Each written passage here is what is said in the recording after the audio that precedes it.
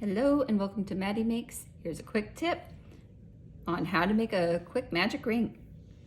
Okay, hold the end in the front, secure that with your thumb, wrap around 3 fingers and cross.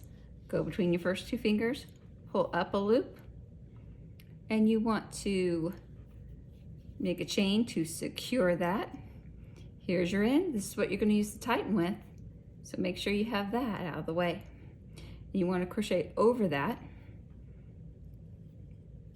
and give yourself whatever your pattern calls for, whether that's 3, 6, 8.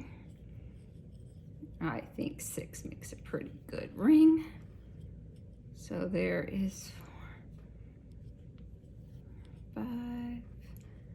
This yarn's a bit splitty.